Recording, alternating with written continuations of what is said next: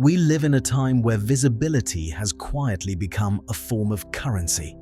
Faces move endlessly across screens. Smiles, angles, filters, captions, small performances arranged to signal presence.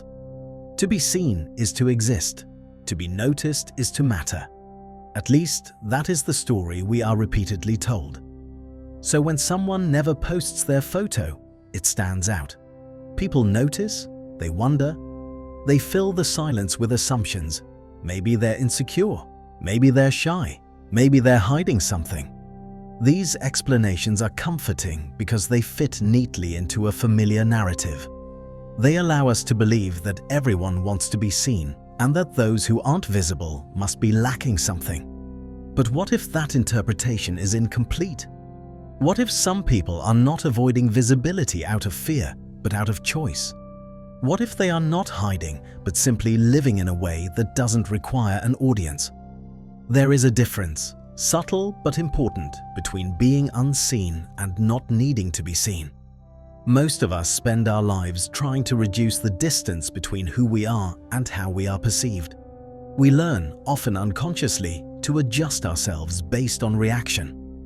Approval becomes reassurance. Attention becomes evidence. Silence starts to feel uncomfortable. Yet some people never fully enter that exchange. They may use social media. They may read, scroll, follow, observe. But when it comes to presenting themselves, their faces, their lives, their personal moments, they step back. Not loudly, not with announcements or explanations. They simply choose not to participate. This choice is often misread. Social media encourages us to externalize identity.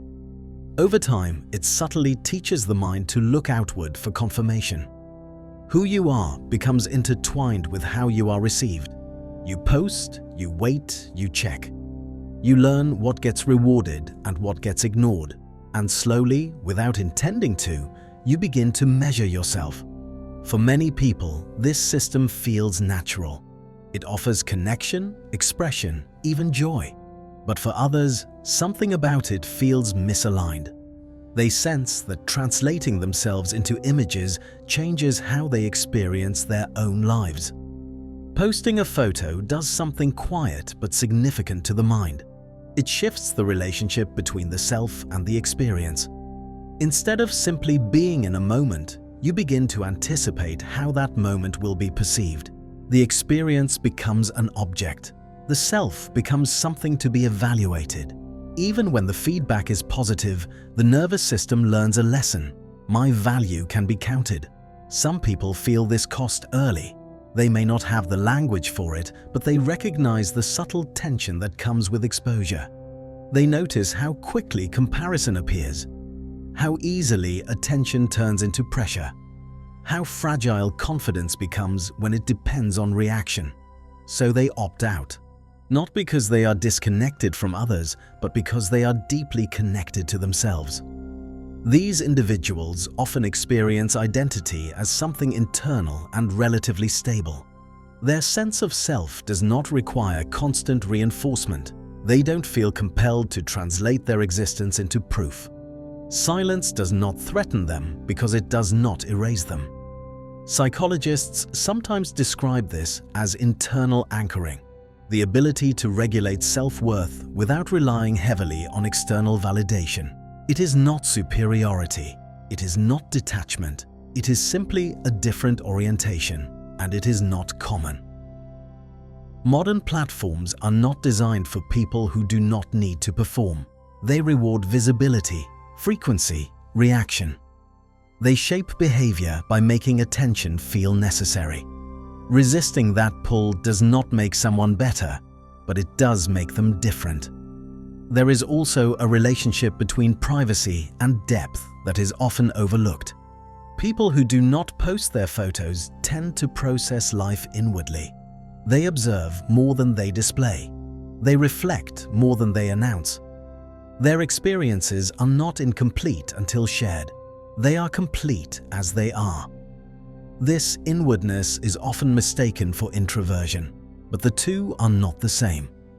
Many people who avoid posting photos are expressive, warm and articulate in person. They enjoy connection. They enjoy conversation. What they resist is not people, but permanence. They are cautious about leaving fragments of themselves scattered across digital spaces without context. They understand that a photo freezes a moment while stripping it of meaning. The feeling behind the smile disappears. The complexity behind the eyes is lost. What remains is a surface others are free to interpret, project onto, or compare. Some people are unwilling to flatten themselves in that way.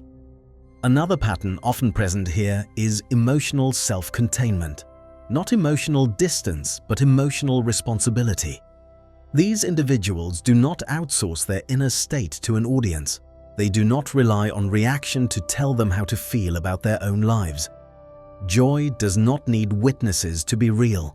Pain does not need validation to be legitimate. This does not make them closed. It makes them internally regulated. For some, this orientation develops early. They learn, sometimes through experience, that exposure carries consequences. Misunderstanding, criticism, projection, comparison. Rather than becoming guarded or withdrawn, they become selective. They share with intention. They let people earn access. They choose context over scale. Privacy for them is not a wall. It is a boundary. There is also a philosophical dimension to this choice. Some people quietly reject the idea that identity should be consumable. They do not want to brand themselves. They do not want to optimize their personality for engagement. They do not want to turn a life into highlights. They sense that once you begin curating yourself for others, something honest can erode. Not all at once, slowly, subtly, in small compromises, so they remain quiet. And paradoxically, that quiet often gives their presence more weight. When they speak, it feels intentional. When they show up, it feels grounded. Nothing is diluted by constant exposure. In a culture that often equates visibility with value, this restraint can feel unusual, sometimes even unsettling. But it is not new. Throughout history, many thinkers, creators, and contemplatives protected their privacy not because they feared attention, but because they understood its effects. Attention alters the inner climate of the mind. Too much of it distorts. Too little of it clarifies. People who never post their photos often live closer to that clarity. They are not behind. They are not missing out. They are not necessarily less confident. Often, they are simply more settled. They do not need to prove continuity. They do not need to document growth. They do not need reminders that they matter. They already know. And this is the quality most people overlook. They experience selfhood without spectators. They exist fully even when no one is watching. This capacity is becoming rarer.